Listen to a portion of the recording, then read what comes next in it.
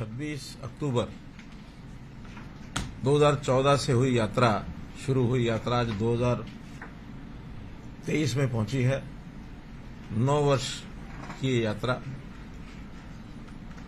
वैसे तो 9 का आंकड़ा अपने आप बड़ा शुभ होता है, तो उस 9 वर्ष के बाद आज आपसे जो चर्चा हो रही है इसमें, और वैसे भी इस संयोग से अभी पूजा के दिन खत्म हुए, नवरात्रे खत्म हुए हैं, कभी कभी 9 रत्नों का जिक्र भी होता है, कभी कभी 9 से नव, 9 से नया, ये भी शुरू होता है। इस नाते से इस अवसर पर मैं आप सबके माध्यम से हरियाणा की पूरी जनता को बहुत बहुत बधाई भी देता हूं, बहुत बहुत शुभकामना भी देता हूं। मित्रों, इन 9 सालों में जैसा बताया कि हमने, आपको भी ध्यान में होगा कि सबसे पहला जो 25 दिसंबर 2014 का दिवस सुशासन दिवस के रूप में मनाया था, और सुशासन की नींव वहीं से रखी थी, कुछ घोषणाएं भी की थी। याद है मुझे कि सीएम विंडो की घोषणा उसी दिन की थी। जिस सीएम विंडो के बारे में आज हम कहते हैं कि लगभग 13 लाख लोगों ने अपनी शिकायतें उसमें दर्ज की, और लगभग 11.5 लाख लोगों के तो जिसको कहना चाहिए उनकी शिकायतों को डिस्पोज ऑफ किया, हल किया। कुछ पाइपलाइन में हैं, कुछ पेंडिंग भी हो जाती हैं। कभी कभी कुछ चीजें ऐसी होती हैं हमारे कारणों से नहीं, बाहर के कारणों से पेंडिंग होती हैं, तो उस नाते से वो सारा काम हमने किया। तो इस 9 साल में जो व्यवस्था परिवर्तन के हमने काम किए, हमने बीच में घोषणा की थी कि हमारे 5 S काम करेंगे: शिक्षा, स्वास्थ्य, सुरक्षा, स्वाभिमान और स्वावलंबन। और साथ में फिर जुड़ गया, ये सब सेवा भाव से करेंगे, सुशासन से करेंगे।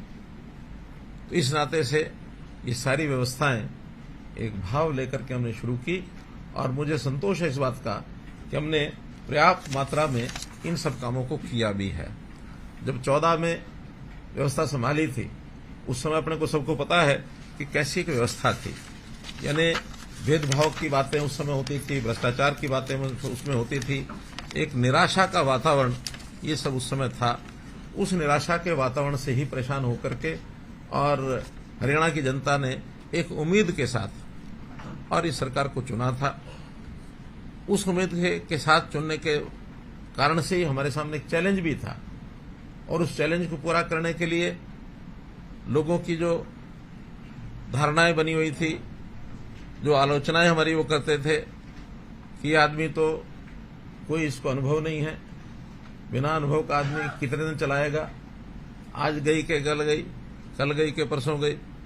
सरकार जाने के लिए बहुत लोग धारणा बना के बैठते थे। हमने भी कहा कि हाँ, हमें कोई अनुभव, वैसा अनुभव नहीं है जो लूटमारी वो लोग करते थे। सरकार को भी लूटते थे, जनता को भी लूटते थे, और लूटने के साथ कूटते भी थे। तो हमने उन सब बातों से निजात दिलाने के लिए एक संकल्प किया, और हमने कहा कि वो अनुभव हमें नहीं है, लेकिन सेवा का अनुभव मेरा भी 40 वर्ष पुराना है।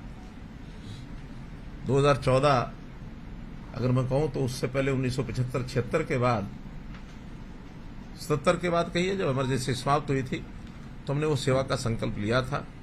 और उसी आधार पर मुझे लगता है कि जनता ने हमें अपना प्रेम दिया और हमको आगे लाए। पहले वर्ष में, पहले काल में, 5 साल का जो कार्यकाल था, उसमें कुछ चुनौतियां भी आई। उन चुनौतियों को भी हमने बखूबी, जैसे निपटना चाहिए था वैसा निपटा। कम से कम नुकसान में समस्या का हल कैसे हो सकता है वो हमने किया, दोहराने की जरूरत नहीं है। जिसके कारण से जनता में को प्यार और ज्यादा बढ़ा। हमारे वोट 14 की अपेक्षा 19 में 3% बढ़ गए, लेकिन एक सामने वाले खेमों में थोड़ा भय था, थोड़ी एक छटपटाहट थी, और उस छटपटाहट में से बीजेपी को ना आने दिया जाए, इस नाते से बहुत लोगों ने अपने मंसूबे बनाए, जिसके कारण से सीटें हमारी साथ कम हुई, लेकिन जनता ने प्यार हमारे प्रति बढ़ाया। खैर, जैसा अवसर आया हमने फिर सरकार बनाई, और सरकार बनाने के बाद आज उस दूसरी टर्म के भी 4 साल हो गए हैं, और मैं समझता हूं कि जो काम हमने किए हैं उस पहले वाली जो जनता का प्यार हमको मिल रहा है, उससे ज्यादा प्यार आज भी जनता में कायम है। जनता हमको चाहती है कि जो आपने काम किए अच्छे किए हैं। बहुत से काम हैं, कुछ कामों की मैं जरूर गिनती कराऊंगा आपके सामने, लेकिन इसके बाद मैं ये कह सकता हूं कि वो जो निराशा है वो आशा में बदली है, वो जो अवसाद है उसको प्रसन्नता में बदला है। आम आदमी की जो जरूरत है उसको पूरा किया है, और जिनको जो लूट खसोट करते थे उसके लिए अब कोई स्थान नहीं है जिसके कारण से हम कह सकें कि कोई लूट खसोट करेगा। हर एक का जो अधिकार है वो सुरक्षित है, लेकिन जिसका अधिकार नहीं है और वो छीनने की बात करेगा तो किसी को छीनने नहीं दिया जाएगा, ये हमारा संकल्प है। तो इस नाते से मैं ये कह सकता हूं कि देश के प्रधानमंत्री जी ने जो एक नारा दिया है कि सबका साथ, सबका विश्वास और सबका प्रयास, सबका साथ, सबका विकास, सबका विश्वास, सबका प्रयास, तो इस नाते से सबको साथ लेकर जाति पाति के सारे सिस्टम से ऊपर उठ करके हरियाणा एक, हरियाणवी एक, ये हमारा एक मौलिक चिंतन भी है और उसके ऊपर हम खरे उतरे भी हैं। हमने कभी भी जातियों को राजनीति के साथ नहीं जोड़ा है। जातियों का अपना उपयोग होता है परिवार के लिए, पारिवारिक आवश्यकताओं के लिए, जो जैसा जिसकी मान्यता होती है वो करता है। सब लोग एक जैसा करते ऐसा नहीं है, सबका अपना अपना अलग अलग होता है। हाँ, हमने एक और किया कि हरियाणा के ऐतिहासिक ऐसी बातें जो अच्छी बातें हैं, या हमारे जो महापुरुष हैं जिन्होंने हमको एक विचार दिया, उसके लिए भी योजना बनाई हरियाणा की। कभी किसी ने सोचा भी नहीं होगा कि संत महापुरुष विचार प्रसार सम्मान योजना, कि कितने संत महापुरुष हैं। हर एक समाज का कोई ना कोई एक अग्रणी देवी देवता है, उनका सम्मान करो। आखिर वो देवी देवता का स्थान पाया तो क्यों पाया? वो इसलिए पाया कि उन्होंने कुछ समाज को अच्छा दिया, और अगर अच्छा दिया है तो फिर हमें उनको मान्यता देनी चाहिए, उसको याद करना चाहिए और उनके बताए मार्ग पर सबको चलना चाहिए। तो हमने सब जयंतियां बाकी सब ये मनाए, समाज के हर वर्ग को हमने अपने साथ जोड़ करके हम चले हैं। व्यवस्था परिवर्तन के जितने काम किए हैं उसके अंदर आपको पता ही है कि जैसे हमने अंत्योदय सरल पोर्टल बनाया, हर गरीब आदमी के लिए योजना हमारे उस पोर्टल पर जाकर के ले सकते हैं। 54 विभागों की 675 योजनाएं और सेवाएं ये ऑनलाइन कर दी कि किसी को दफ्तर के चक्कर ना काटने पड़े। किसी को छोटे से काम के लिए, छोटे छोटे काम के लिए भी चंडीगढ़ भागते थे। हमने ऑनलाइन ट्रांसफर पॉलिसी बनाई, आज कर्मचारी खुश है उससे, उहापोह नहीं होती है।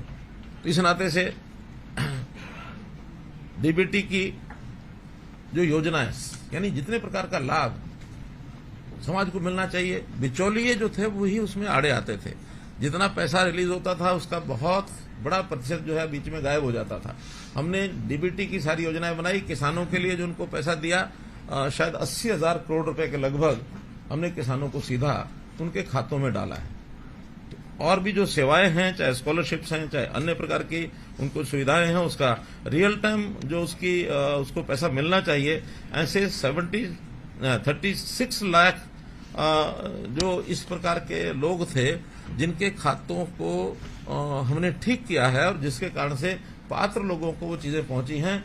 और 1182 करोड़ रुपया जो कहीं ना कहीं शायद गायब हो जाता, वो उसमें से बचत हुई है, कि वो तुलना हर पिछले साल के आंकड़ों से होती है।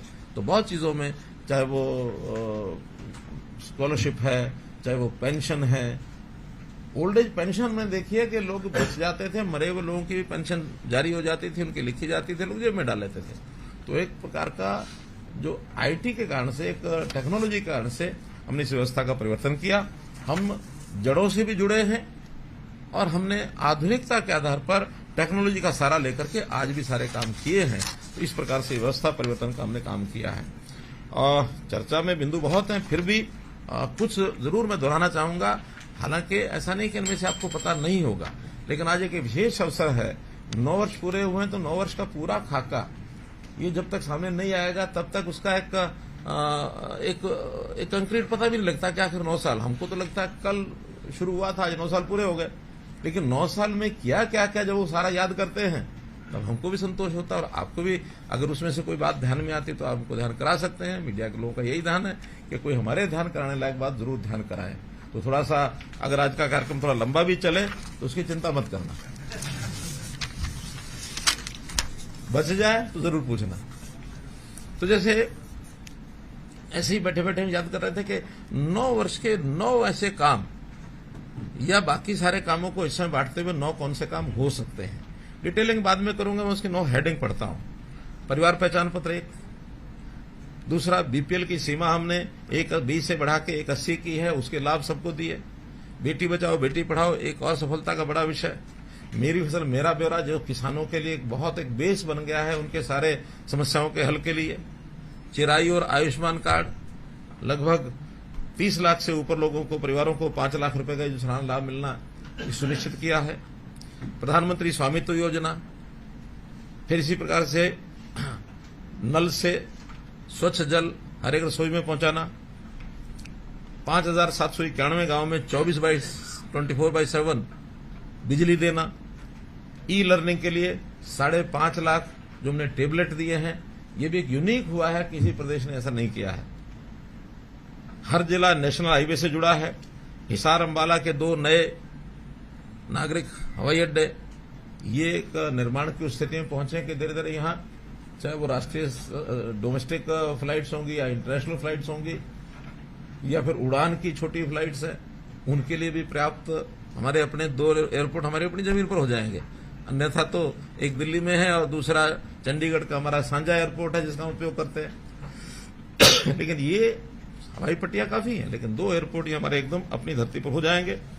इसके अलावा ये तो 9 का मैंने बताया, इसके अलावा खेल है, व्यापार उद्योग है, लॉ एंड ऑर्डर है, सेना है, कर्मचारी हैं, टूरिज्म है, और ये जो हमारे सत्याग्रही और जो हमारे हिंदी आंदोलनकारी, और फिर मैं न बोलूं तो ठीक नहीं रहेगा, मीडिया के साथ भी हमने राम राम ठीक रखी है। तो इन सब बातों को ध्यान में रखते हुए अब एक एक विषय पर अगर आपसे थोड़ी साझी करता हूं मैं। जैसे मैंने परिवार पहचान पत्र बताया, 71 लाख परिवारों का डाटा एक ही यानी सर्वर पर, एक पोर्टल के माध्यम से हम उनकी सब जानकारियां ले सकते हैं। आज मैंने पर्टिकुलर कोई 2-3 कंडीशन लगा के डाटा निकालता हूं तो 1 मिनट में निकल आता है, इतने परिवार है, इतने मेंबर है, 1 मिनट में निकल आता है।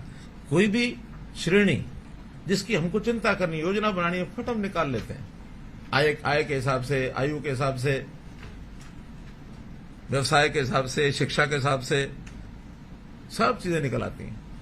तो इसी प्रकार से जो योजनाएं और सेवाएं मैंने बताई हैं इसमें सरल पोर्टल में, उसमें से कुछ तो ऐसी हैं जो व्यक्तिगत काम से जुड़ी हैं या परिवार के काम से जुड़ी हैं, कुछ अन्य सेवाएं होती हैं डिपार्टमेंट्स की हैं। तो डिपार्टमेंट्स के अगर निकाल दी जाए तो व्यक्ति से जुड़ी और परिवार से जुड़ी भी 397 सेवाएं हैं और 45 लाख परिवारों ने इसका लाभ उठाया अभी तक। तो इस प्रकार से हमारे परिवार पहचान पत्र में जाकर के लाभ उठाता है। ये जो प्रोएक्टिव होकर के old age pension, 1,40,000 old age pension हमने प्रोएक्टिव बना करके उनके घर में भेजी है। अगर ये सिस्टम नहीं होता तो शायद वो भी धक्के खाते, वही दरखास्त और लेकर के दस्तावेज बनाते हैं दफ्तरों के चक्कर। लेकिन हमने कहा कि हमारे पास एक सिस्टम बना है, अब आपको जाने की जरूरत नहीं, हम आपको घर बैठे ऐसी 14,000 दिव्यांगजन जिनको पेंशन नहीं मिल रही थी, उनके भी अब दिव्यांगजनों के सर्टिफिकेट अब अपने आप बन जाते हैं, वरना इनको सर्टिफिकेट बनाने में बड़ी कठिनाई आती थी। इसी के माध्यम से जैसे किसी को अपना ये पिछड़ा वर्ग का कोई भी सर्टिफिकेट चाहिए, वो उसको अपने आप मिलता है। जातीय प्रमाण पत्र, आय प्रमाण पत्र उसी में से मिलता है। ऐसे बहुत से ऐसे काम हैं जिनको गिनाया जा सकता है, लेकिन परिवार पहचान पता जो किसी प्रदेश ने अभी अडॉप्ट कर रहे हैं, सब उसका अध्ययन भी कर रहे हैं। महाराष्ट्र की टीम तो स्वयं आई, मेरे पास आए कि भाई आपके साथ ही मीटिंग करनी है, मीटिंग करके गए हैं और 8-9 प्रदेशों ने इस पर अध्ययन किया। इवन प्रधानमंत्री जी ने सभी स्टेट्स को कहा है कि आप हरियाणा की परिवार पहचान पत्र का जो ये सिस्टम है इसका अध्ययन करिए और जहां तक संभव हो लागू करने की कोशिश करिए।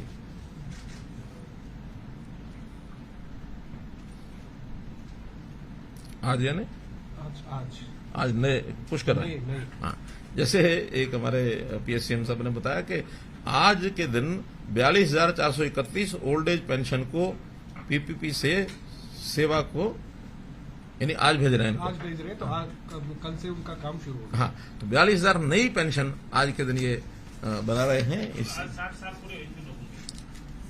पिछले महीने 2 महीने के होंगे। 2 महीने ऐसा होता है ना, जिनके 60 हो जाते हैं फिर उसकी प्रक्रिया में महीना 2 महीना लगता है, लेकिन जो प्रक्रिया सब कंप्लीट होती ही फिर बटन दबाते हैं उसको पेंशन पहुंच जाती है। और ये हर महीने तकरीबन एक बार ये पुश होता है। प्रभावी अगले महीने से होगा। 1 तारीख से जैसे यह तो पैसे जाएंगे। सर पैसे 1 to 7 जैसे अभी जो वंचित परिवार हैं उनको जो 7 लाख परिवार ऐसे हैं जिनको कोई ना कोई रोजगार चाहिए, किसी में 2 करने वाले होंगे और गरीब हैं, तो उनको शायद उस लेवल के वो नहीं है कि सरकारी नौकरी प्राप्त कर सकें, वरना तो अब उनको कोई स्किलिंग करा करके और उनको लोन दिलाया जाए, कोई अपना छोटा काम करें, उद्योग करें या कहीं प्राइवेट नौकरी में जा सकते हैं उसमें खपाएं। तो इस प्रकार के इस योजना के अंतर्गत हमने उनको जो सहायता करनी शुरू की, 1 लाख का टारगेट रखा था। आपको पता 50,000 से ऊपर लोगों को ये लोन मिल चुका है और बाकी सैंक्शन हुआ, उनको जब मिल जाएगा उसकी जानकारी आपको देंगे। 50,000 लोगों को तो ये ऋण जो है डिस्बर्स हो गया।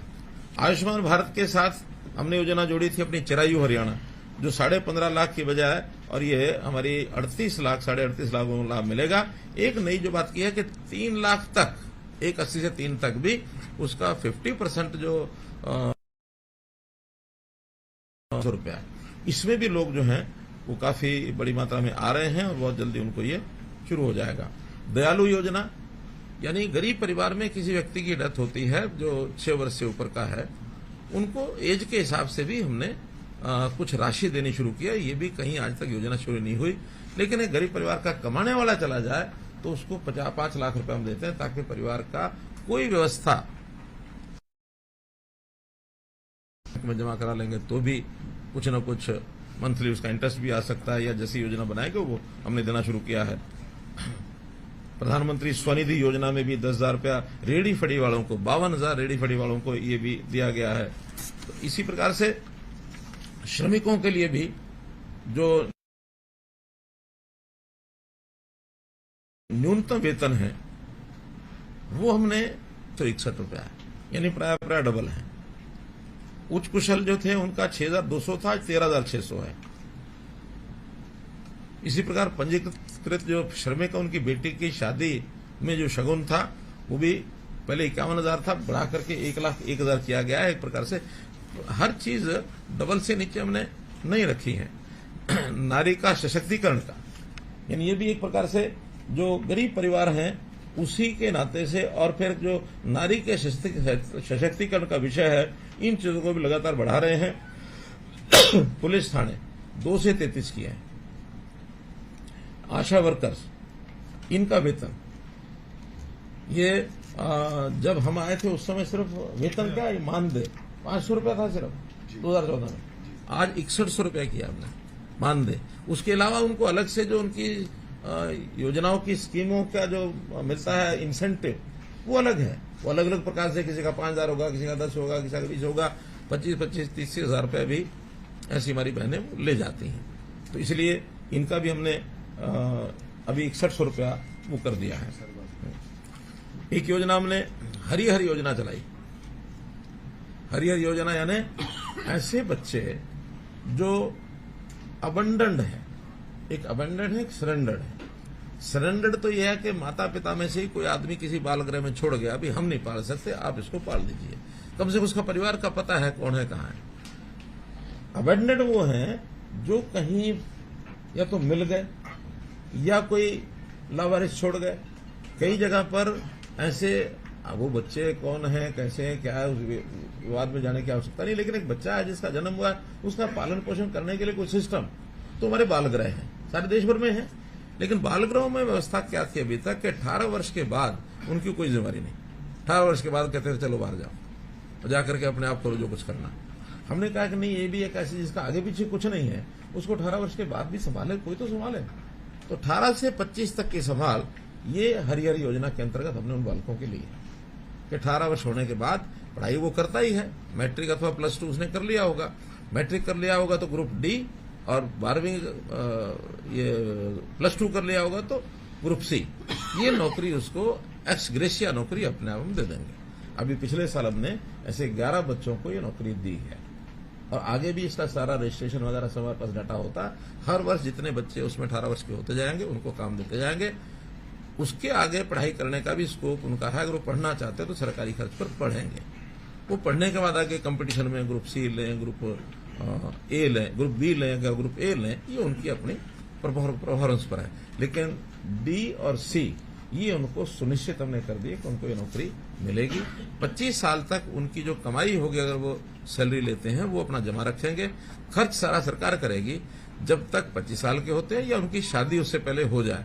बाल आश्रम गृह वाले वो हमारी शादी की व्यवस्थाएं आपस में करते हैं। जब उनकी शादी हो जाती है तो फिर उनका एक परिवार अपना बस जाता है, उसके बाद वो इंडिपेंडेंट है। तो ये हरियर योजना एक यूनियो की योजना हमने बनाई है। हमारे यहाँ जो आंगनवाड़ी को अपग्रेड करके प्ले वे स्कूल 4000 की पहले हमने बनाए हैं और एक नए 4000 की घोषणा की है। कल ही एक कार्यक्रम में घोषणा की है कि आगे से प्ले वे स्कूल जो हैं उनका नाम रहेगा बाल वाटिका। और उसमें चूंकि नई शिक्षा नीति में अब ये प्ले वे स्कूल जो हैं यानी बाल वाटिका जो है वो शिक्षा विभाग के अंतर्गत ही आएंगे, लेकिन सहज सहज आएंगे। जब तक वो बाल वाटिका में शामिल नहीं होते, आंगनवाड़ी में है, तब तक उसमें रहेंगे। जैसे वो आंगनवाड़ी से और स्कूलों में जाते जाएंगे फिर वो शिक्षा विभाग के साथ जुड़ जाएंगे। पंचायती राज संस्थाओं में भी हमने 50% का प्रतिनिधित्व पक्का कर दिया है कि भी 50% महिलाएं होंगी, 50% अन्य होंगे। तो ये भी अभी इस समय हमने किया है। इसी प्रकार बेटी बचाओ बेटी पढ़ाओ का लिंगानुपात 2014 में 871 था और अभी पिछले महीने का जो डाटा हमारे पास आया है वो 932 आया है। तो इतनी बड़ी इंप्रूवमेंट जो हुई है, ये भी एक सामाजिक एक ये कहना चाहिए कि सुधार की तरफ, एक आंदोलन की तरफ ये काम हमने 2014 में 15 में शुरू किया था और उसके लिए बहुत से विभागों ने काम किया, सामाजिक संस्थाएं, एनजीओ, पंचायतें, सबने काम किया। लेकिन संतोषजनक आज स्थिति है कि 932 का उसका आंकड़ा पहुंचा है और आगे सुधरे, ऐसी हमारी योजना है। जैसा मैंने बताया कि मेरी फसल मेरा ब्यौरा में 12 लाख किसानों के खाते में 85,000 करोड़ रुपया ये सीधा हमने डायरेक्ट डाला है। हर एक एकड़ की फसल की और एंट्री होती है, वरना पता ही नहीं होता था। प्लानिंग में यानी रेवेन्यू डिपार्टमेंट के आंकड़े कुछ और होते थे, एग्रीकल्चर के कुछ और होते थे, इरिगेशन के कुछ और होते थे, फसल के आंकड़े ही मिलते नहीं थे। ये जब से ऑनलाइन हुआ शायद 3 साल हो गए। तो इन 3 सालों में 85,000 करोड़ रुपया हमने उनके खातों में डायरेक्ट डाला है। जो पहले आड़तियों के इधर के उधर के माध्यम से जाता था, तो अब किसान कभी अपने आप को पहले लखपति नहीं समझता था, आज ये डालने के बाद करोड़पति हो गए, अपने मन से खर्च करते हैं। तो इनकम को बढ़ाने का एक बड़ा कारगर उपाय ये किसानों के लिए हमने किया है। प्राकृतिक आपदा 2013 में जो सिर्फ 6,000 रुपए थी और 13 के नवंबर इन्होंने 10,000 घोषणा की थी, लेकिन उसके बाद कोई एक पैसा दिया नहीं था। हमने आते ही उसको 10,000 का 12,000 किया था, बाद में 15,000 किया। यानी जो 6,013 में था आज वो 15,000 रुपया है। और उसके साथ साथ जो प्रधानमंत्री फसल बीमा योजना ये भी उसके बाद शुरू हुई, उसमें तो जो प्रीमियम भर के अपना कोई नुकसान का यानी मुआवजा लेता है उसको पर्याप्त मात्रा में मिलता है, 20,000, 25,000, 30,000, 40,000 तक भी मिल जाता है। वो डिपेंड करता है कि पूरे एरिया में कैसा नुकसान हुआ, क्या फसल है और उस क्रॉप कटिंग में किस प्रकार से उसको मिलता है। यानी 15,000 तो न्यूनतम हम देते ही देते हैं। तो ये बहुत बड़ा एक लाभ उनको मिला है। अभी तक इस 9 साल में हम इस मुआवजे में 11,000 करोड़ रुपया किसानों के खाते में डाल चुके हैं, 11,000 करोड़ रुपया, जबकि पिछली सरकार ने कुल मिलाकर के अपने 10 साल में 1158 करोड़ रुपए डाले थे। We are 10 times. वो अलग है, वो अलग है। ये सिर्फ सरकारी जो हम जो कंपनसेशन देते हैं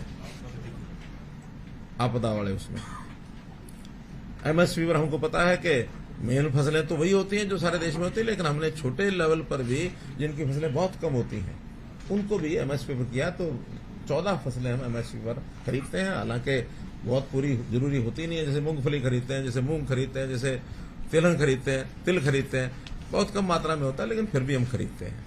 इसी प्रकार से जो चीज हम न खरीद सकें, एक फसल खास करके इसमें हमने वो जुड़ी हुई है परमानेंट हुआ बाजरा, उसमें भावांतर भरपाई योजना कि मार्केट रेट और जो एमएसपी है उसके बीच का अंतर ये हम किसान को देते हैं, उसके खाते में डालते हैं। और पिछले 4 साल से ये सफलतम प्रयोग चल रहा है। इस बार भी हमने 300 रुपये शायद घोषणा की है। 300 रुपये अब धीरे धीरे एमएसपी का और बाजार भाव का गैप कम होता जा रहा है, वरना ये पहले हमने 600 किया था, फिर ये 450 हुआ था, इस बार 300 है। हम तो चाहते हैं कि मार्केट रेट एमएसपी बराबर हो जाए, सरकार को खरीदना ना पड़े, बाजार में ही बिक जाए। दक्षिण हरियाणा के टेल्स पर 300 टेल्स में 39 साल के बाद पानी पहुंचाया हमने, आफ्टर 39 ईयर्स। वरना तो वो नहरें तो बन गई थी, चौधरी बंसलाल जी के समय पर टेल खाले नहरें आखिर तक बना दी, पानी नहीं पहुंचा पाए। हमने उसका, हालांकि पानी हमारे पास आज भी कम है, लेकिन फिर भी योजना बनाना, यानी उसका प्रबंधन करना, उसमें से ही कहीं मानो हमें लगता है ज्यादा पानी जा रहा है उसका थोड़ा कम करना, पानी बेकार जा रहा है उसको डाइवर्ट करना, या खास करके बरसात के दिनों में पानी का यूटिलाइजेशन अच्छा हो जाए। वरना तो बरसात में तो पानी रोक ही देते थे, आगे बढ़े नहीं, कहीं ऐसा ना हो कि बाढ़ ना आ जाए। हमका एक एक दिन हमारा केवल 1 लाख क्यूसेक से ऊपर जब हथनीकुंड पर पानी होता उस दिन बंद करते हैं। उस 1 लाख के क्यूसेक तक लगातार दक्षिण हरियाणा में टेल्स तक पानी 3 महीने तक हम भेजते हैं।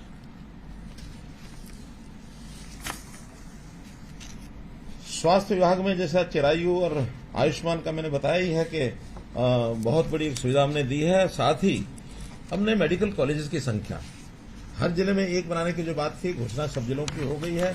कुछ जिले पाइपलाइन में, यानी अभी है, जमीनें वगैरह ली जा रही हैं, कुछ जगह निर्माण कार्य शुरू हो गया, कई जगह उसके उद्घाटन भी हो गए हैं। आंकड़ों के रूप में यदि बताता हूं तो जो वर्किंग मेडिकल कॉलेज 2014 में 6 थे, आज वर्किंग मेडिकल कॉलेज सरकारी तौर पर ये 15 है, प्राइवेट वाला नहीं, इसमें प्राइवेट है, प्राइवेट मिला के तो 6 थे प्राइवेट मिला के, आज वो 15 है। और नंबर ऑफ मेडिकल सीट्स का अगर एमबीबीएस की बात करूं तो उस समय 700 एडमिशन होते थे, क्योंकि तो निश्चित है एडमिशन तो सरकार के माध्यम से ही होते हैं। आज ये एडमिशन हो गए 2185, मोर देन 3 टाइम्स। और अब जो बाकी 8 मेडिकल कॉलेज और हैं जो अभी पाइपलाइन में है, बन रहे हैं या घोषणाएं हो चुकी हैं, बहुत जल्दी उसको भी आगे बढ़ाएंगे। ये सब बनने के बाद ये संख्या 23 तो हो ही जाएगी, तब तक और हो सकता है। प्राइवेट वाले भी कुछ आने की इच्छा करते हैं। 25 मेडिकल कॉलेज अगर होते हैं तो 3,500 एमबीबीएस की सीटें आने वाले 3-4 साल के बाद हम एक्सपेक्ट करते हैं। देश का पहला आयुष विश्वविद्यालय, कहीं आयुष विद्यालय नहीं है तो श्री कृष्णा आयुष विश्वविद्यालय, ये भी हरियाणा में मैंने बनाया। आयुष को बढ़ावा देना ये हमारी प्राथमिकता है। अभी पिछले दिनों में एक जगह आया कि आयुष का बजट बहुत लगेगा इसमें, तो हमने कहा भी आयुष का बजट लगाने में आपत्ति इसलिए नहीं है कि आयुष के बाद लोग बीमार कम हों, और अगर बीमार कम होंगे तो हमारा हेल्थ का बजट कम हो जाएगा। अल्टीमेटली तो शरीर के ऊपर लगने वाला बजट, वो स्वस्थ रहें इस पर लगाना ज्यादा लाभकारी है। बीमार होकर के इलाज कराएं, अस्पताल में जाएं, डॉक्टरों की जरूरत पड़े, वो खर्च ज्यादा है। बीमार न हो ऐसे हम योग के माध्यम से, खान पान के माध्यम से आदतें सुधर जाए, या आयुष की पद्धति से इलाज हो, तो इस ओर हम आगे बढ़ रहे हैं धीरे धीरे। हमने वेलनेस सेंटर्स के ऊपर भी एक प्लान अपना बनाया है कि जो योगशालाएं हैं वहां सब जगह आयुष के वेलनेस सेंटर्स ये सब जगह बने, इसका भी हम काम कर रहे हैं। प्रधानमंत्री जी की जो स्वामित्व योजना में लाल डोरा के अंदर 25 लाख ऐसे परिवार हैं जिनको अपना मालिकाना हक ये मिला है, और ये योजना चलाने वाला भी हरियाणा प्रदेश पहले ही हमारा इनिशिएटिव है, और सारे देश में 8 प्रदेशों में तो ये लागू हो गया है। जैसे हमने कंप्लीट कर लिया है सारा ये काम अपना, बाकी प्रदेशों में भी कंप्लीशन की तरफ बढ़ रहा है। और इसी प्रकार से साथ में शहरी जो स्वामित्व की योजना है, जिसके अंदर 20 साल से पुराने ऐसे व्यावसायिक संस्थान जो म्यूनिसिपैलिटीज के थे पहले, तो वो सारे उनको एक निश्चित रेट के ऊपर हमने दिए हैं, उनके नाम करा दिया, मालिक बना दिया। अब अन्य विभागों की जमीनें भी वहां थी, उसकी भी प्लानिंग बन गई है, वो भी सारी उनके नाम करा दी जाए, ताकि लोगों को पहली पीढ़ी कभी किराए पर लगी होगी, आज पैसा देने वाले लोग दे करके और अपना मालिक को उसमें बन सकते हैं।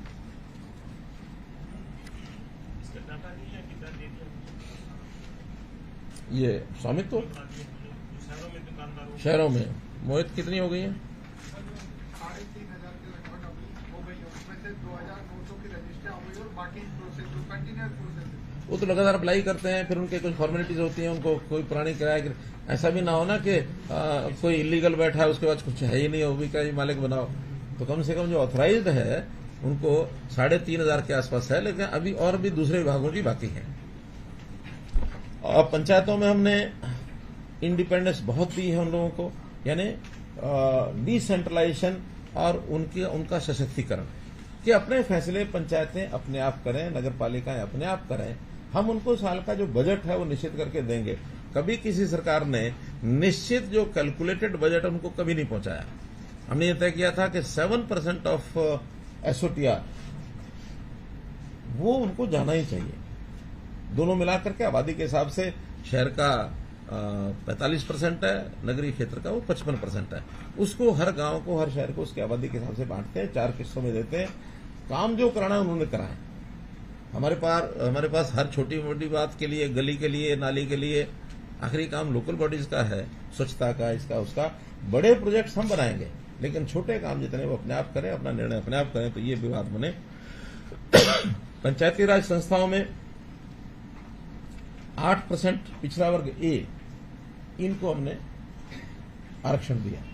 कभी पिछड़ा वर्ग को आरक्षण ये होता नहीं था, तो हमने पंचायती राज में दिया और शायद शहरी निकाय में भी दिया। शहरी निकाय में भी दे दिया।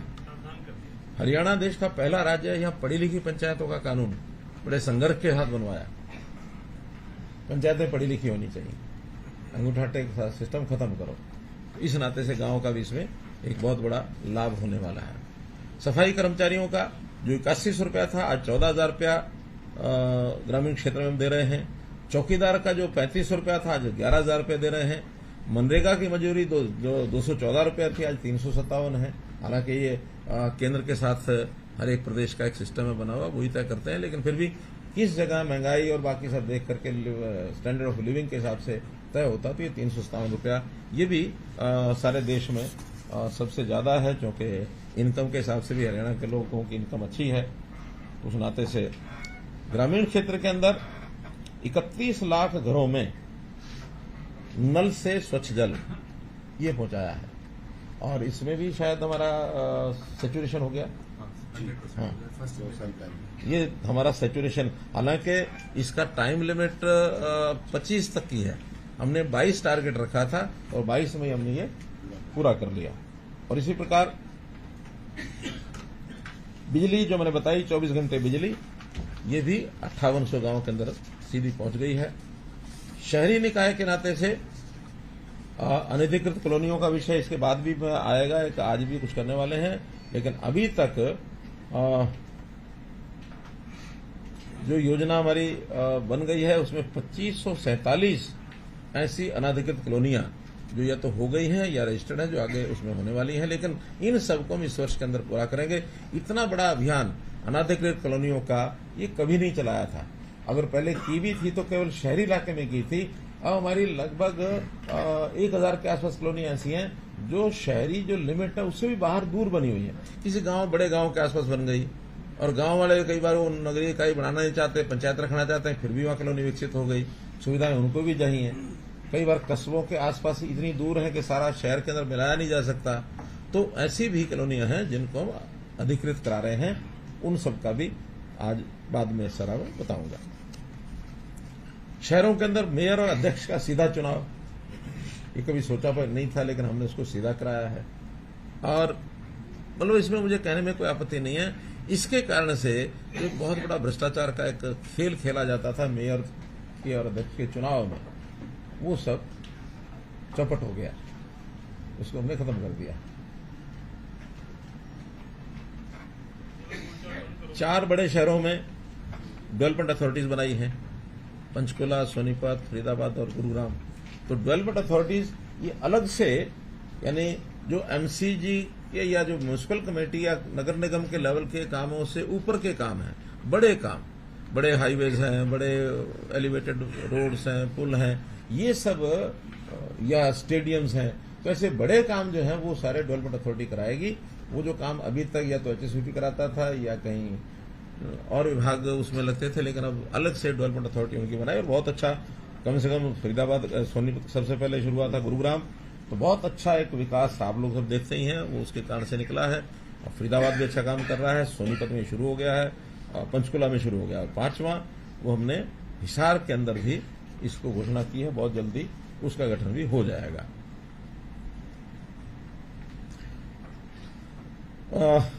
बिल्डर्स की और जो प्लॉट अलॉटीज का जो झगड़ा था, उसमें केंद्रीय कानून के हिसाब से रेरा ये नया एक वो बनाया था, तो रेरा के 2 यूनिट्स अपने यहाँ है, गुरुग्राम के लिए अलग से और बाकी हरियाणा के लिए अलग से।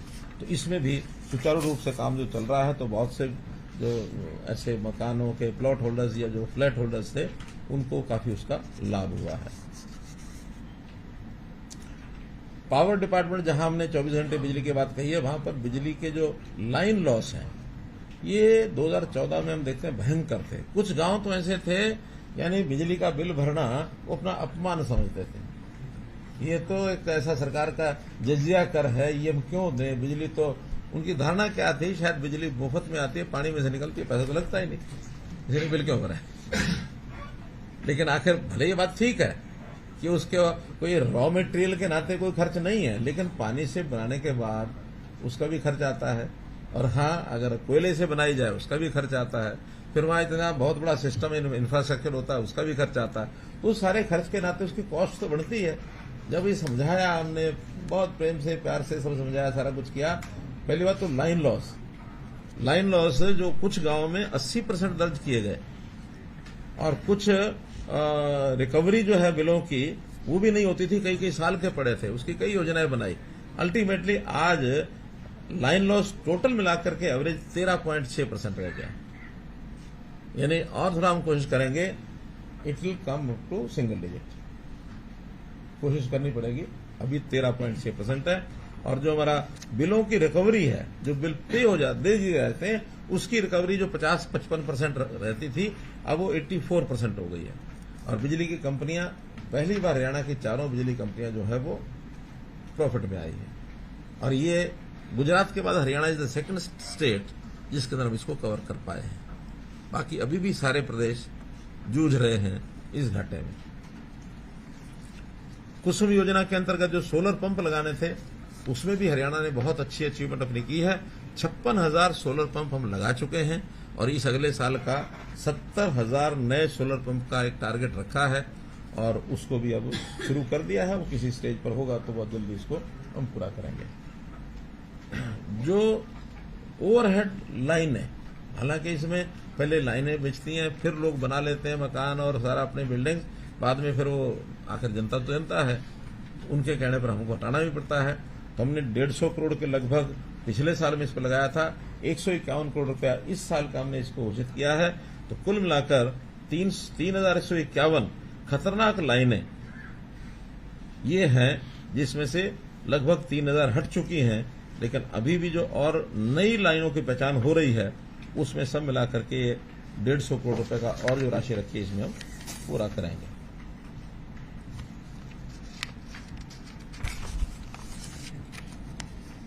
ई लर्निंग की जैसे मैंने बात कही, 5.5 लाख टेबलेट्स जो दिए हैं। और भी शिक्षा के अंदर, चाहे वो हमारा मानो ऑनलाइन स्थानांतरण नीति, तो उसमें ही बता दी मैंने, सुशासन में बताई है। साथ में विद्यालय, महाविद्यालय, और खास करके लड़कियों के जो महाविद्यालय हैं वो हमने जो खोले हैं, 71 कॉलेजेस तो इस समय जो हमने खोले, उसमें से लगभग 50% केवल महिलाओं के हैं, बाकी 50% को-एड हैं। 20 किलोमीटर के अंदर एक कॉलेज जरूर होगा, ऐसा वो दायरा, वो हमारा टारगेट जो है उसको हमने पूरा किया है। पलवल में दुधोला गांव में विश्वकर्मा कौशल विश्वविद्यालय, ये भी अपने आप में एक यूनिक एक कार्यक्रम चला। हालांकि और भी प्रदेशों में है ये, लेकिन हमने उसमें नया विश्वविद्यालय बना करके कौशल के माध्यम से लोगों को रोजगार मिले, वो भी अपना एक अच्छा कार्यक्रम अपना चल रहा है। बीटेक और जो इंजीनियरिंग और मेडिकल कॉलेजेस की आगे चल करके एजुकेशन स्थानीय भाषा में हो, अर्थात हिंदी में हो, तो इसमें पहले चरण में बीटेक का जो 3 विश्वविद्यालयों ने अपना पाठ्यक्रम शुरू कर दिया हिंदी में। आगे चल करके और चीजों में भी हो, ये नई जो राष्ट्रीय शिक्षा नीति है उसका एक हिस्सा है कि हर प्रदेश अपनी अपनी स्थानीय भाषाओं में ऐसे जो कोर्सेज हैं, हाईली प्रोफेशनल कोर्सेज, क्योंकि देश, दुनिया में बहुत ऐसे देश हैं जो नहीं कि सब अंग्रेजी में पढ़ाते हैं, अपनी अपनी भाषाओं में पढ़ाते हैं। जापान के अंदर सब जापानी में होता है, कोई अंग्रेजी में नहीं होता है। मुझे लगता है चाइना में शायद चाइनीज में ही होगा, कोई अंग्रेजी में नहीं है। लेकिन हम चूंकि कॉलोनियल एक सारे सिस्टम के एक पार्ट होने के नाते वो अंग्रेजी का जो भूत है वो भी उतरा नहीं है, लेकिन बहुत जल्दी हमको ये उतारना है। और उसका जो कदम जो है उसके मोदी जी ने शुरू कर दिए हैं इस नई शिक्षा नीति के कारण से। इंफ्रास्ट्रक्चर की अगर मैं बात कहता हूं तो जैसे मैंने बताया कि भी हर जिला जो है एक दूसरे से नेशनल हाईवे से जुड़ा हुआ है, ये तो है ही है। साथ में जो बड़े बड़े प्रोजेक्ट 152D, अब ये दक्षिण हरियाणा के लिए इतनी एक देन है कि जो यहां से जो 6, 7, 8 घंटे लगते थे, अब मुझे लगता है कि अंबाला से शायद 4 घंटे में नारनौल पहुंच सकते हैं। तो इसका एक बहुत बड़ा केएमपी अपने आप में, यानी दिल्ली के अंदर जो लोग फंस जाते थे, जिनको गुड़गांव, फरीदाबाद या पलवल जाना होता था, उनके लिए एक इट्स अ बून। इसी प्रकार एलिवेटेड रेलवे लाइंस भी कुछ शहरों में हमने, रोहतक में तो कंप्लीट हो गई है, कुरुक्षेत्र में बन रही है, कैथल का सर्वे हो रहा है।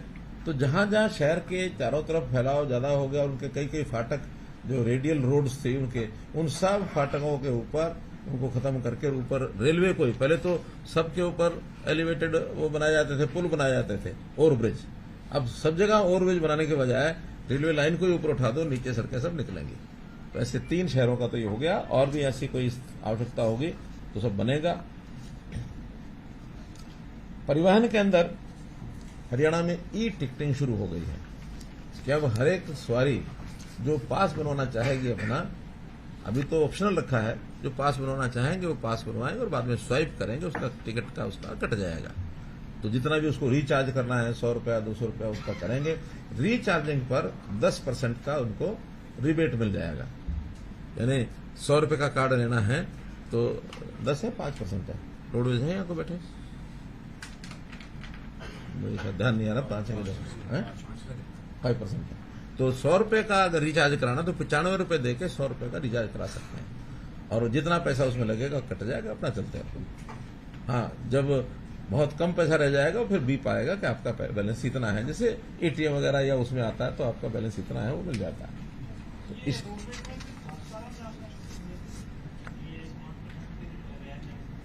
रोडवेज नहीं, लोग इस पर आए। एक इंसेंटिव है कि लोग कैश की बजाय, मेट्रो में भी तो देते हैं कि कैश की बजाय अगर कार्ड से आता है तो इससे सबका समय बचता है, उसका भी समय बचता है। जेब से पैसे लाएगा, टुट्टे पैसे नहीं होंगे, फिर वो कंडक्टर अपनी जेब में रख जाएगा, पकड़ नहीं बाद में देता हूं, बाद में सवारी उतर गई, 2, 4, 5 रुपये भूल गया, और पैसे छूटे होते भी नहीं आजकल। मुझे नहीं लगता कि 1 रुपए का नोट पिछले साल भर में किसी ने देखा होगा, है? देखा है? अब वहां तो 1-1 रुपए का भी उसकी वो है बनी हुई थी। अब हालांकि बदल दिया उसको 5 रुपए कर दिया कि 5 रुपए का टिकट, फिर 10 का, फिर 15 का, फिर 20 का, फिर 25 का। लेकिन ये है जो कैश देंगे, और जो कैश नहीं देंगे उनका जो एक्चुअल किलोमीटर के हिसाब से रेट होगा, स्वाइप करने के बाद उतना ही कटेगा, रुपए पैसे में कटेगा। और इसमें एक बड़ा लाभ और हो रहा है, अभी तक ये जो फ्री ट्रैवलिंग वाली जो कैटेगरीज हैं, लगभग 39 कैटेगरीज हैं, इसका रोडवेज का और सरकार का एक द्वंद्व चलता रहता है। वो कहते हैं फ्री वाले आपके इतने 100 करोड़ रुपए तो फ्री वाले ट्रैवल कर गए, और फिर उनका घाटा हो गया। हम कहते इतना घाटा क्यों हो गया? वो कहते घाटा उनके कारण से फ्री ट्रैवल किया। वो कहते हैं फ्री ट्रैवल ज्यादा था, हम कहते घाटा ज्यादा था। तो अब कम से कम फ्री ट्रैवल वालों को सबको पास मिलेगा, लेंगे कुछ नहीं, लेकिन स्वाइप होकर के उसका रिकॉर्ड हो जाएगा, इस आदमी ने साल भर में इसका इतना उपयोग किया। बच्चों को भी जो पास दिए जाते हैं उनको कार्ड मिलेगा, कार्ड जो है अपना स्वाइप करो और चढ़ जाओ, ताकि ये जो हिसाब किताब है डिपार्टमेंट का भी आपस में, ये भी बहुत जरूरी है व्यवस्था बनाना। तो इसलिए उसको ई-टिकटिंग का काम ये अब शुरू कर दिया है। खेलों का तो हमको सबको पता ही है, सर्वाधिक हम पुरस्कार देते हैं हरियाणा के, और मेडल भी जो है वो किसी प्रदेश के नाते तुलना करें तो हम सर्वाधिक लेते हैं। लगभग 35% ऑन एवरेज जितने मेडल्स हैं वो सारे देश भर में जो आते हैं वो हरियाणा के आते हैं। तो हरियाणा की मिट्टी जो है उसका अपना एक विशेष स्थान है। ओलंपिक के 16 और 20 के दोनों के 9 मेडल में से 5 हरियाणा के हैं। एशियन के 18 और 22 में 170 में 47 हरियाणा के हैं। कॉमनवेल्थ में 18 और 22 दोनों मिलाकर के 127 में से 44 हरियाणा के हैं। तो इस प्रकार से हरियाणा अपने आप में बहुत बेहतर प्रदर्शन कर रहा है, और इसमें हम फैलाव कर रहे हैं, अच्छा फैलाव, यानी नर्सरीज को शुरू करना। ये अपने आप में एक स्कीम बनाई कि कैच दम यंग ने छोटे बच्चों को स्कूलों में नर्सरियां करवाओ। प्राइवेट स्कूल, सरकारी स्कूल 1100 नर्सरी सब चल रही हैं। उस हिसाब से, हालांकि पिछली सरकार ने स्टेडियम हमको दिए विरासत में, लेकिन सब टूटी फूटी हालत में, किसी में कोई कोच नहीं है, कहीं घास पैदा हुआ है, कहीं पशु घूम रहे हैं। हमने धीरे धीरे उन सबको ठीक किया है और कोच नए भर्ती किए हैं। साथ में जो स्पोर्ट्स पर्सन है, मेडलिस्ट हैं, उनको सबको कहा कि आप एक एक स्थान को संभाल करके कम से कम जिस चीज के आप मेडलिस्ट हैं उसी को प्रमोट करो। आखिर खेल के कारण से नौकरी देते हैं तो उस विधा को प्रमोट करें जिस विधा के कारण से वो आगे बढ़े। अब कोई भी मेडल लेकर के, स्वर्ण मेडल लेकर के, जरूरी नहीं कि वो अच्छा क्लर्क बन सके, जरूरी नहीं कि वो कोई टेक्निकल काम कर सके। खेल अच्छा जानता है, खेल कर सकता है, खेल सिखा सकता है, प्रदेश के नाम को आगे बढ़ाएगा। इसमें से थोड़ी खेल नीति में उन्होंने चेंजेस भी किए हैं। ये जो बार बार विषय आता है कि हम तो डीएसपी बनाते हैं, हम तो एचसीएस बनाते हैं, हम ये करते हैं। बहुत से बने, एचपीएस बने, डीएसपी बने, लेकिन वहां एक नियम है कि ट्रेनिंग के बाद आप आगे नहीं बढ़ सकते। अब ट्रेनिंग वो करते नहीं, वो कहते ट्रेनिंग हमारे बस का नहीं है, खेल खिला लो। अब ट्रेनिंग नहीं है, कल को एसपी बनेगा, एसपी के बाद आईजी डीआईजी बनेगा, तो फिर वो वहां तो खेल नहीं खेल पाएगा। वहां तो आईजी का तो काम बड़ा आईजी का है, और कौन सा केस किसको कहाँ इन्वेस्टिगेशन करना पड़ जाए और उस इन्वेस्टिगेशन का क्या बनेगा, वहां तो खेल नहीं चलेगा। और वहां खेल चलने लग गया तो समझो हरियाणा का भविष्य खत्म। इसलिए बहुत एक शुद्ध और सात्विक तरीके की सोच हमने की है कि जिसको जिस विधा का ज्ञान है, वो जिसमें एक्सपर्ट है, उसी विधा का उपयोग करके प्रदेश को आगे बढ़ाया जाए। ये हमारी एक पॉलिसी है। उद्योगों में हमने 75% का जो एक रिजर्वेशन का किया है, नए उद्योग उसको फॉलो कर रहे हैं।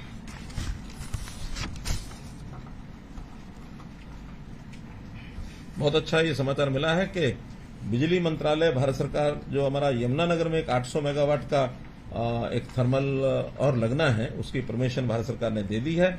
लगभग 5500 करोड़ रुपए में इस प्रोजेक्ट को जनवरी 24 के अंदर अवार्ड कर दिया जाएगा। एक अच्छा उसके अंदर समाचार ये मिला है। तो ऐसे उद्योगों में 75% का जो आरक्षण वो नए उद्योगों ने शुरू कर दिया है देना, क्योंकि हमने इंसेंटिव रखे हैं कि हरियाणा के आदमी को रखोगे तो ये इंसेंटिव भी देंगे, और उसके कारण से एक अच्छा इंसेंटिव है। उनका भी लालच ये होता था कि बाहर के प्रदेश के कम सैलरी में लोग आ जाते थे और यहाँ के प्रदेश का आदमी उतने कम सैलरी में जाने के लिए तैयार नहीं है। तो फिर हमने उनको इंसेंटिव दिया, तो यहाँ के लोगों को लगाने के लिए वो तैयार हो गए हैं और काफी अच्छी मात्रा में जा रहे हैं। इसके लिए एक पोर्टल बनाया है और जल्दी लागू हो जाएगा। निष्पक्ष और पारदर्शी भर्ती, इसकी कहानी किसी को बताने की जरूरत नहीं है कि कैसे कैसे भर्तियां पहले होती थी। आज मैं ये कह सकता हूं कि 10 साल में 1/3 हमारा जो टोटल अमला है कर्मचारियों का, 1/3 रिप्लेस हो चुका है इन 10 सालों में, 1,10,000। बिल्कुल ठीक है। और अगले 5 साल में, अभी तो 10 साल में किया है, अगले 5 साल में 1/3 और भी कर देंगे। बल्कि वैसे तो इसी साल में एक 60,000 के आसपास नए लोग आएंगे, तो फिर ये 60,000 आने के बाद तो लगभग आधा ही हो जाएगा, 1/3 भी हो जाएगा। तो ये बहुत बड़ा परिवर्तन आपको वर्किंग सिस्टम में, सरकारी सिस्टम में देखने को मिल भी रहा है और आगे मिलेगा। अब इसमें डिटेल में जाने की जरूरत नहीं है, बस इतना ही है कि भर्ती कौन कैसे होता है, वैसे ही जैसा बोए बीज वैसा होए फल। तो बीज अच्छा बो के अगर हम कुछ करेंगे तो फल अच्छा आएगा। इसके लिए हमने ये जो सीईटी की परीक्षा और ये सब किया है, ये ठीक है कि इसकी आलोचना करने वाले वो अपने ढंग से करते हैं। कारण क्या है कि जो जनाब लोग नौकरी लेने के लिए लाइन में लगते हैं, उसमें से भर्ती तो 20% होते हैं। 80% जो होते हैं उनको तो बहकाना बड़ा आसान है कि ऐसा होता तो आप लग जाते, ऐसा तो आप लग जाते।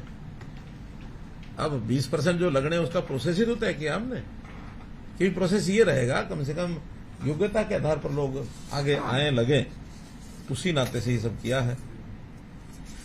उद्योग और व्यापार को बढ़ावा देने के लिए भी हमारी सारी टीम अच्छी लगी है। इसका अगर एक आंकड़ा बताता हूं तो 2014 में हमारा जो निर्यात था हरियाणा का, वो 68,000 करोड़ रुपए का था, और इस बार का जो 2022-23 का पिछले साल का साल भर का जो निर्यात हुआ है वो हो गया 2,45,453 करोड़। यानी 68 से 2,45,000, 4 times we have exports में we have achieved this आंकड़ा। और आज अगर उद्योग की बात करें तो 18,422 करोड़ रुपए का निवेश हुआ है इन 9 सालों में। 1,59,000 नए उद्योग लगे हैं, एमएसएमई ज्यादातर होते हैं इसमें, और 12.5 लाख लोगों को इसमें रोजगार मिला है इन उद्योगों में, सिर्फ जो 1,59,000 है। बहुत से इसमें विषय मल्टी, जो हमारा एकीकृत जो मल्टी मॉडल लॉजिस्टिक हब है, आईएमटी खरगोदा है, पीएम गति शक्ति का इसमें योगदान है, पानीपत में भी जो मेडिकल डिवाइस पार्क हमने बनाया है, पद्मा स्कीम हमने बनाई है। 143 ब्लॉक में एक क्लस्टर उद्योग का लगाया जाएगा एमएसएमई में, जिसके अंदर 40 क्लस्टर पर विकास का काम शुरू हो गया है। तो 143 ब्लॉक में ये क्लस्टर बनेंगे। इससे भी व्यापारियों के नाते उनको जो सुविधाएं देने का हमने काम किया है कि मुख्यमंत्री व्यापारी क्षतिपूर्ति योजना और मुख्यमंत्री व्यापारी सामूहिक निजी दुर्घटना बीमा योजना, इसमें भी जो पंजीकृत हमारे व्यापारी हैं जीएसटी में, उन सबको ये लाभ इसमें मिलेगा।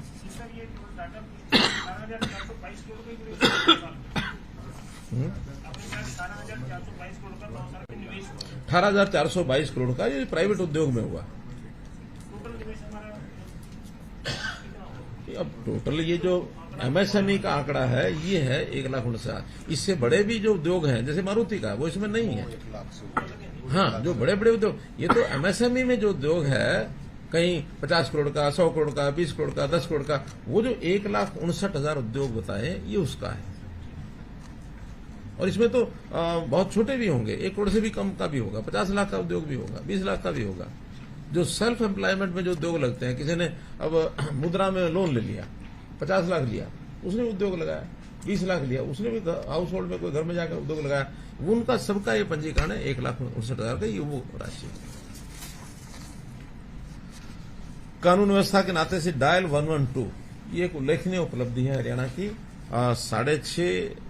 650 हमारी जो गाड़ियां हैं वो इसके साथ पहले चरण में अटैच हुई थी, बाद में बढ़ाने की बात थी।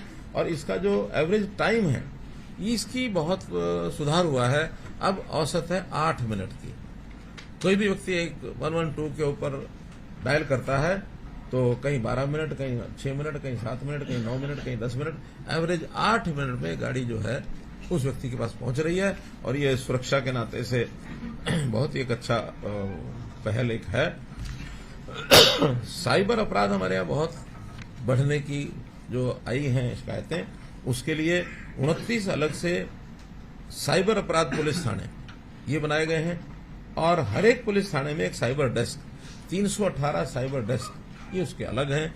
एक बहुत बड़ा ऑपरेशन भी आपको पता है पुराना के अंदर एक दिन का 5,000 पुलिस के लोगों को लगाकर हमने किया था, उससे काफी फर्क पड़ा है, चीजें शिकायतें आनी कम हुई हैं महिलाओं की, और ये सब मैंने आपको पहले बता ही दिया है। पूर्व सैनिकों के लिए हमने, भूतपूर्व सैनिकों के लिए सैनिक और अर्धसैनिक कल्याण विभाग इसको गठित किया है। इनके भी सब जो डाटा है हमने इकट्ठे किए हैं। इनकी भी जो राशि है, अनुग्रह राशि, उसके अंदर भी बढ़ोतरी की है। कर्मचारियों में 7वां वेतन आयोग, ये हमारा देश का पहला राज्य है जिसने 7वां वेतन आयोग जो है इसको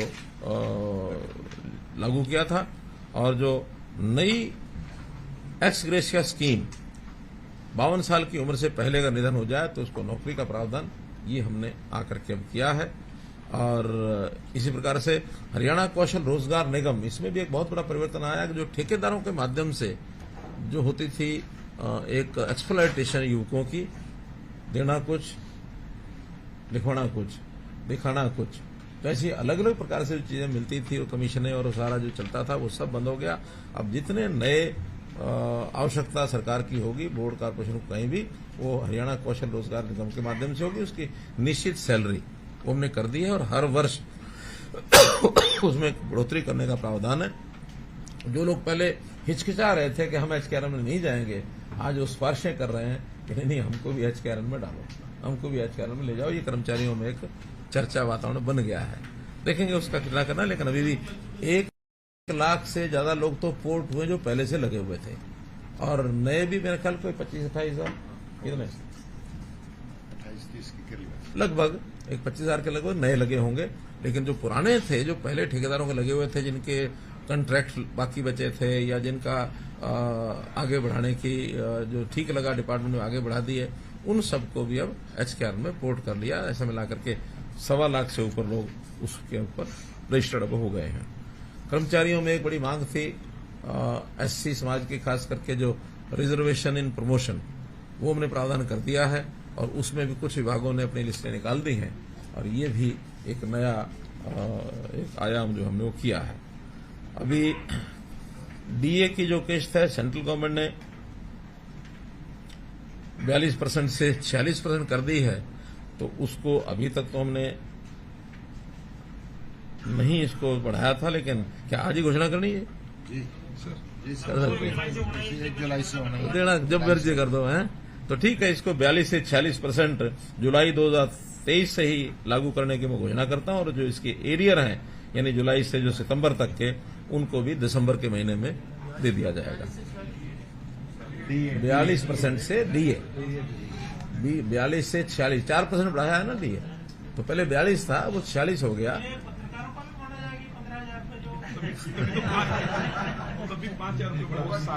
अच्छा, 15 की किस्त मिली तो नहीं ना अभी? पहले 15 की किस्त मिली तो नहीं ना? तो अभी उसको साल भर 10 रखते हैं, उसके बाद बढ़ा लेंगे 15।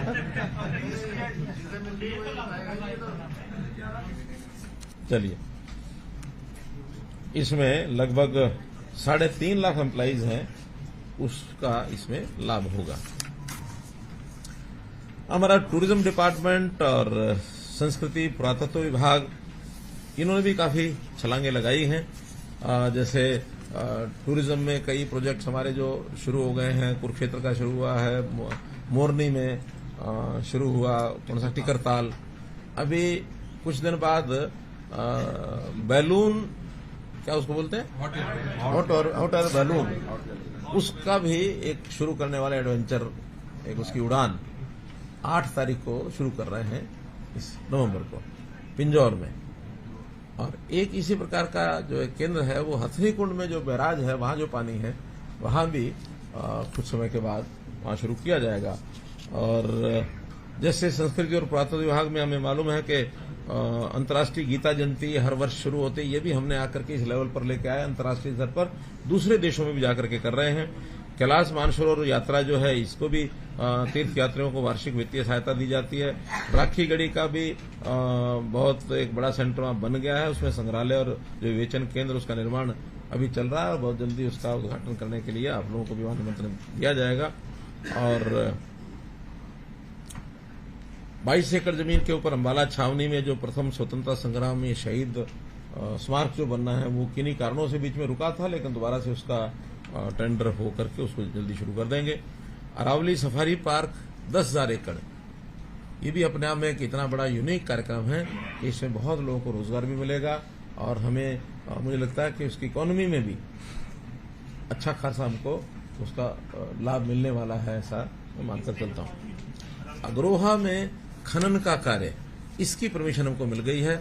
जो उत्खनन ऐसे पुरातत्व के जो अवशेषों का होता है, जैसे राखी गढ़ी चल रहा है, ऐसा ही अग्रोहा में करने का भी हमको मिल गया। बहुत जल्दी उसको भी शुरू कराएंगे। हिंदी आंदोलन, सत्याग्रही और आपातकाल पीड़ित, ये जो हमारे बंधु हैं, अब उनकी ओर से भी ये विषय आया कि पत्रकार ज्यादा प्यारे हैं आपको, हमारी चिंता नहीं है। और मैं आज ये भी घोषणा करता हूं कि उनको भी 10,000 की बजाय 15,000 रुपया दिया जाएगा पेंशन का। ज्यादा नहीं है, 450 है दोनों को मिला के। तो इनको भी अगले महीने से 10 की बजाय 15,000 रुपया जी हो जाएगा। कुल मिलाकर के मित्रों, 9 वर्ष की यात्रा जो मैंने आपको बताई है, मेरे हिसाब से बहुत सुखद और बहुत सेवा के ये काल, सुशासन के ये काल, व्यवस्था परिवर्तन के ये काल, हरियाणा की जनता को लाभ देने वाला ये काल। मुझे आज सवेरे फोन आया कि आज आपको बहुत बहुत बधाई हो। मैंने कहा बधाई किस बात की? कहने के आपने 9 वर्ष में 27 साल का काम किया है, इस बात की बधाई। तो 9 साल में पिछली सरकारें जो काम करती थी, आपने 9 साल में 27 साल का काम किया, ये उनका एक कमेंट था। अच्छा, कोई समझदारी आप जैसा ही कोई व्यक्ति था।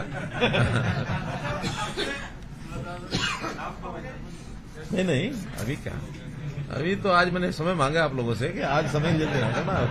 अभी तो यात्रा जारी है। हाँ, अभी यात्रा जारी है। अब आज के इस अवसर पर कुछ ऐसी चीजें भी हैं जो आगे बढ़ना है अपने को, क्योंकि आज 9 साल पूरे हुए, ये साल भी पूरा, भी कुछ ना कुछ और उत्सवी लोगों को थोड़ा सा मिलना चाहिए, कुछ ना कुछ।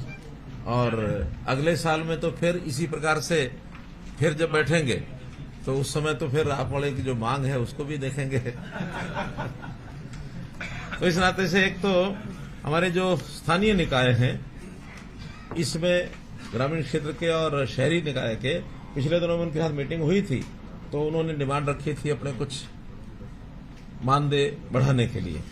तो मानदेय का इस प्रकार से है कि जो जिला परिषद है, उस जिला परिषद में अभी तक उनको मानदेय मिलता है 10,000 रुपये महीना, और अब उनका अगले महीने से 1 नवंबर से ही ना सर, 1 अक्टूबर से।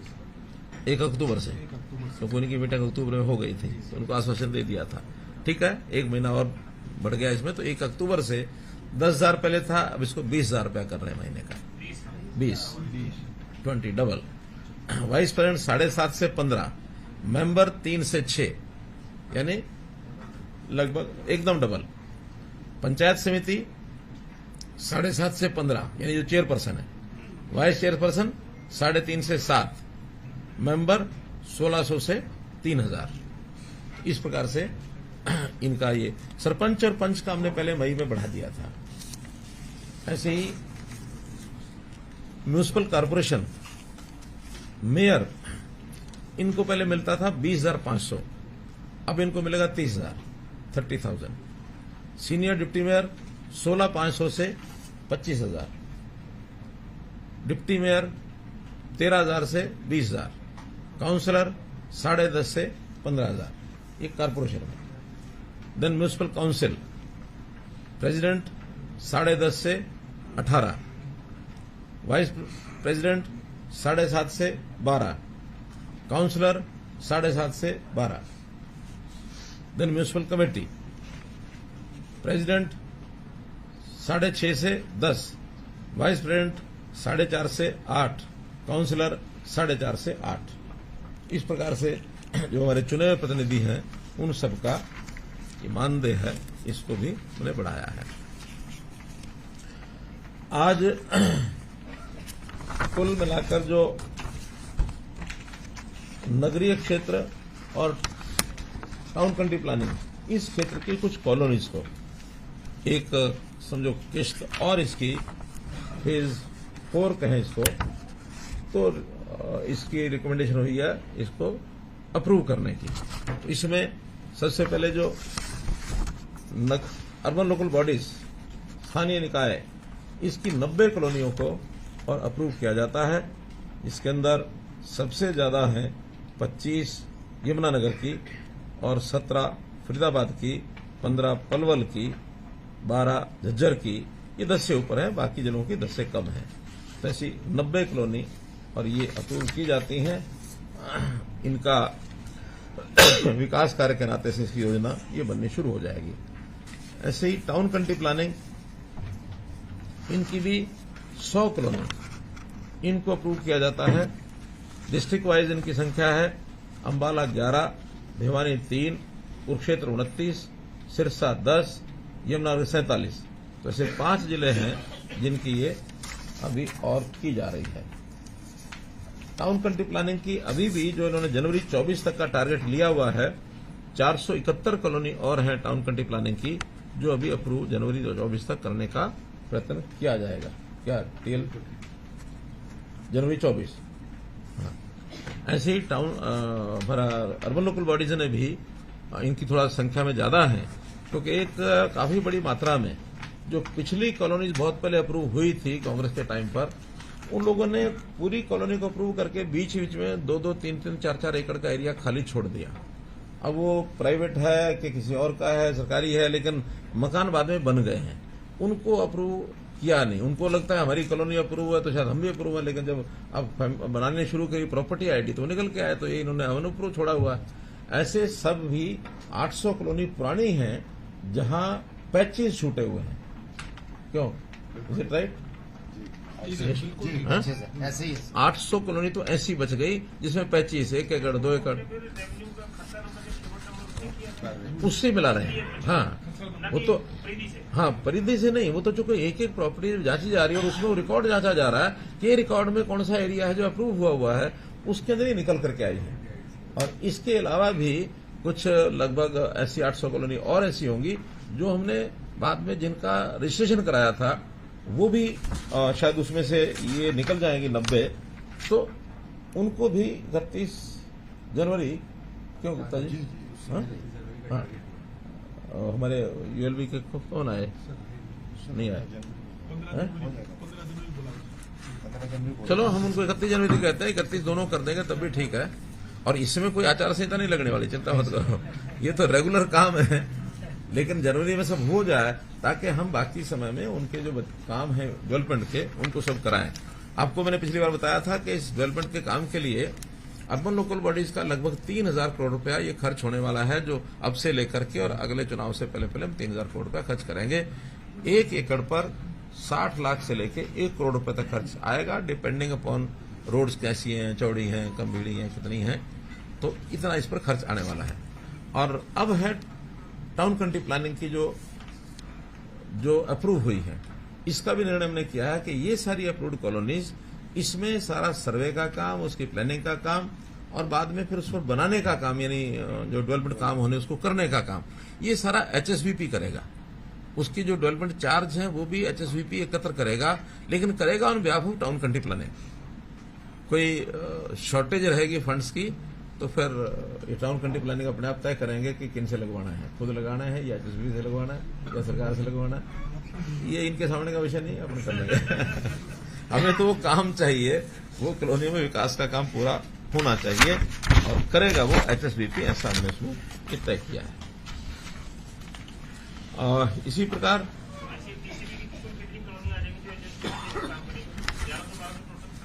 अभी देखो आज को मिला के 471 जो हैं बाकी बची हैं, और हो कितनी गई हैं अभी? 448 हो गई। 448। तो कुल मिला के 900 सवा 900 कॉलोनी है जो एचएसवीपी के जिम्मे ये डेवलपमेंट के लिए जाएंगे। एक घोषणा ऐसी है कि हरियाणा में जगह जगह नेशनल हाईवे के टोल्स हैं, वो तो नेशनल हाईवे वाले जाने। एक हमारी सड़क एचएसआईडीसी की है बड़ी, उसका ठीक चल रहा है सारा सिस्टम। उसका जो टोल कलेक्शन का वो जो रेगुलर सिस्टम है, ताकि उसका जो पैसे उसे पूरे हो जाए।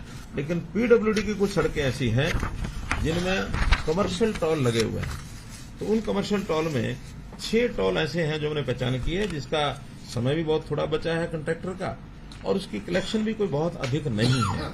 तो इस नाते से 6 जो टोल हैं उनको एक निश्चित तिथि के बाद बंद कर दिया जाएगा, वो मैं आपको बता रहा हूं। इनका टोल फ्री कर दिया जाएगा, जिसमें 3 तो ऐसे हैं जो 1 नवंबर से ही बंद हो जाएंगे, 3 दिन बाद, जिसके अंदर जो डिपार्टमेंट के लोग चला रहे हैं इनको, और डिपार्टमेंट के लोग तो जब चाहे चला सकते हैं, जब चाहे बंद कर सकते हैं, इसलिए डिपार्टमेंट का तो कोई हमें दिक्कत नहीं है। वो 3 टोल हैं। विलेज बसीरपुर राजस्थान बॉर्डर के ऊपर है, जो नारनौल जो निजामपुर रोड है उसके ऊपर। हाँ जी, हाँ, स्टेट हाईवे नंबर 17। फिर दूसरा village Tatiyana, state highway number 11 है, ये नियर पंजाब बॉर्डर है, कैथल पटियाला रोड पर। और तीसरा है state highway number 22, village Gujarwas, Subana Kosli Nahar Kanina road. तो ये तीनों का 1 तारीख से बंद हो जाएगा। अब इसके बाद है जो कंट्रैक्टर चला रहे हैं, उसकी डेट खत्म हो रही है 9/11 को, वो 10 तारीख को बंद करवा दिया जाएगा। आगे उसका कोई ऑप्शन नहीं होगी।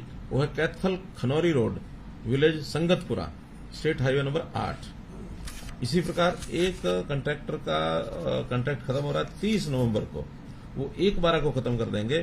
कालाम, सडोरा, शाबाद, ये हिमाचल प्रदेश का जो बॉर्डर है, असगरपुर, वहां ये लगा है, तो वो भी बंद हो जाएगा। और छठा है village Firozpur, state highway number 18, Rohtak, Kharkhoda, Delhi border, वहां पर है। ये भी 1/12 को इसको भी बंद किया जाएगा।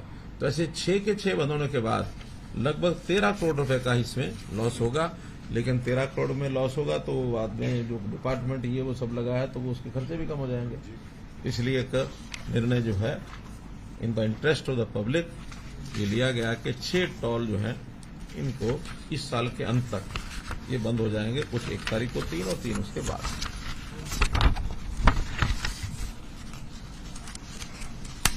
एक योजना जैसे अभी जिसको हमने लॉन्च किया वो है प्राणवायु देवता। आप लोगों को पता होगा, इसकी घोषणा मैंने की थी कि जिन पेड़ों की आयु 75 साल आंकी गई है, अब वो एकदम एग्जैक्ट तो शायद नहीं होगी, पहली बार कर रहे हैं तो उसका जो आंकड़े का फॉरेस्ट डिपार्टमेंट ने अपना कोई सिस्टम बनाया होगा, लेकिन उसमें सबसे मांगी थी, एंट्रीज करवाई थी उससे। तो उस एंट्रीज में जितने भी आए थे उसका निरीक्षण करने के बाद 3810 पेड़ ऐसे निकले हैं राज्य में जिनकी आयु 75 साल से ऊपर है। मेरा मानना है कि शायद और भी निकल सकते हैं, कुछ वन विभाग अगर अच्छा ये नॉन फॉरेस्ट है, हाँ फिर ठीक है, क्योंकि फॉरेस्ट में तो बहुत ऐसे पेड़ होते हैं। तो ये नॉन फॉरेस्ट एरिया है 3810, इनका 27.5 रुपए वार्षिक के हिसाब से आज इनको सबको पेंशन भेज दी गई है। पंचायतों की लैंड पर है तो पंचायतों को गई है, प्राइवेट पर है तो प्राइवेट को गई है, और ये उसकी देखरेख करने के लिए। और एक बड़ा पेड़ है, उस बड़े पेड़ की सुरक्षा की भी आवश्यकता होती है। एक घोषणा मैं और कर रहा हूं, वो वन विभाग को भी पूरी करानी है कि 5 जून को हर वर्ष पर्यावरण दिवस होता है। तो मेरा ऐसी एक अपील है आप लोगों के माध्यम से कि उस गांव के लोग, आसपास के लोग 5 मई को, क्योंकि पर्यावरण दिवस है, इसकी उसकी पूजा जरूर करें, क्योंकि अधिकांश इसमें पीपल के पेड़ हैं। 1285 तो इसमें पीपल के ही पेड़ हैं लगभग आधे, और उसके बाद बरगद के हैं, जाड़ है, मीठी जाड़, नीम, जंडी, आम, कृष्ण कदम, पिलखण, जामुन, ढाक तो वो छोटा पौधा होता है। ढाक का क्या पेड़? डाक तो बड़ा बड़ा पेड़। आख समझ रही है आप? आक नहीं है, ढाक। आख नहीं, ढाक है जी। ढाक। डाक तो बड़ा। गुल्लर, खारी जाड़, बेरी, खिरणी, इमली, ढोक, शीशम, बरना, बेल, हरड़, सिंबल, बहेड़ा, लसूड़ा, रोहेड़ा, मौलसरी, अर्जुन, इंदिरा ढोक, कैर, खैर, कीकर। ये कीकर भी है 75 साल की। खैर, तो ये कुल मिलाकर 3810 पेड़ हैं जिनकी आज हमने पेंशन भेजी है। जिला वाइज भी इसमें सबसे ज्यादा रेवाड़ी में है, फिर यमुनानगर में है। इस प्रकार से इन पेड़ों का, इनके प्रति श्रद्धा का भाव इसलिए रखें क्योंकि आखिर वातावरण को शुद्ध रखने में इतना बड़ा योगदान इन्होंने दिया है 75 साल तक। और भी पेड़ इस श्रेणी के आगे बढ़े, बल्कि कुछ जो पेड़ एक निश्चित आयु के बाद हो जाए तो उनके ऊपर कोई डेट का एक लगा देना चाहिए, तख्ती या कोई थोड़ा ऊपर करके कि लोग उसको हटा ना सकें, या कोई चिपका दें या कील से लगा दें, ताकि सन कौन सा इसके पेड़ पौधारोपण का सन अपने आप ही पता लग जाए कि ये कितने साल का हो गया। जिसकी जमीन पर है, जिसकी जमीन पर है वो उसको गया। हाँ, वही इसका दे, वो पंचायत को जाएगा। किसी विद्यालय में है तो शिक्षा विभाग को जाएगा, उस विद्यालय का नाम जाएगा, मतलब कुल मिला के। यानी बहुत एक अनोखी ये पहल है, और इस पहल का जब मैंने घोषणा की थी तो बहुत स्वागत हुआ था। और ये पेंशन जैसे हमारी वृद्धावस्था पेंशन है उसके हिसाब से बढ़ती रहेगी। फर्क इतना ही है कि वो पेंशन मासिक होती है, वार्षिक होती है।